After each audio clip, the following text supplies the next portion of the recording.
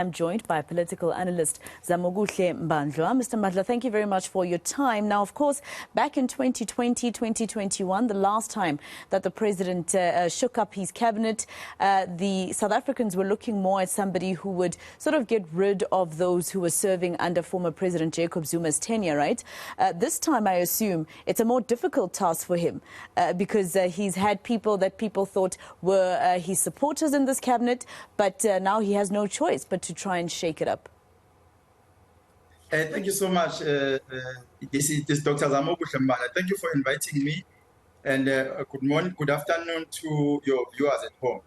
In fact, the president is in a very difficult situation today because of two things that I would like us to talk about. Number one is to protect himself as the president of the ANC and as the president of the country.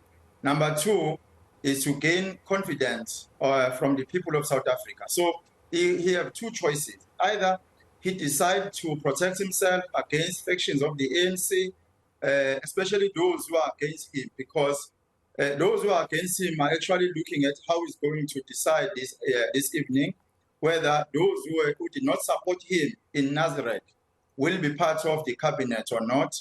And also, there are those who actually supported him who think and believe that it's a payback time for them, so they must be deployed in various positions in the ANC and open a space for themselves in various positions in the ANC. And now, on the other hand, the society is expecting the president to take a decision that is going to benefit the country at large, not just the ANC, not just the members of the ANC, or those who are close to the president and close to the ANC leaders. So he has to decide today whether he take a decision in the interest of the society and the country, or he decide on the interest of the ANC. But what becomes more problematic as well is that when he take a decision in the interest of the society, he also have to go back to the ANC and account. And in many cases, people are not being supported, especially leaders of the ANC, are not being supported by the structures of the ANC because they take decisions which are contrary to the objectives of the organization itself. And in this case, whether the objectives of the party are actually helping the people of South Africa or not, the president will have to abide by the objectives of the organization itself. And it is highly possible for the president even to appoint people that he don't believe that they will make a change to the country and to the society at large. So that's where the problem is at this point.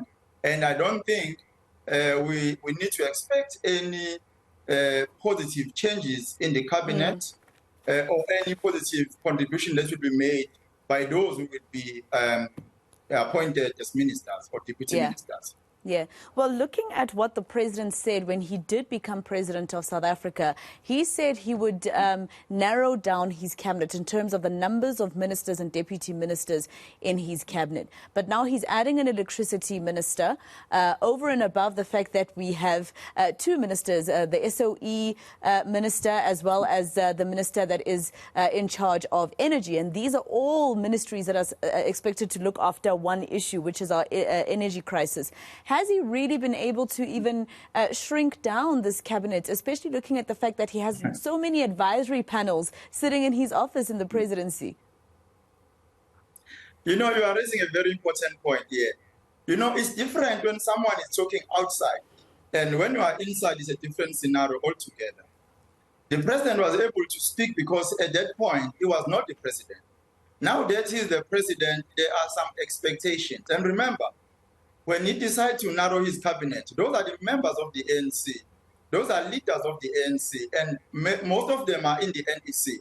And in a nutshell, those who are leading in the NEC actually sit in the NEC meetings of the ANC, and they also have views on the performance of the president as the president of the ANC and as well as the president of the country. So it is highly impossible for the president to say he wants to narrow his cabinet, because remember, there are people there are members of the NEC and members in various structures of the ANC who have certain expertise and expectations from the president of the ANC. Remember, the president is not supported by a few individuals, but the president is supported by many people. And when the president now is in power, he has to make sure that those who have actually supported him must benefit in one way or the other, whether they gain access through businesses with government or they are being employed. So there is no way that the president will cut positions simply because now that's what he promised the society. Because when he cuts positions, it means that people will be unemployed. And those people are members of the NEC. And he sits in the NEC as the president.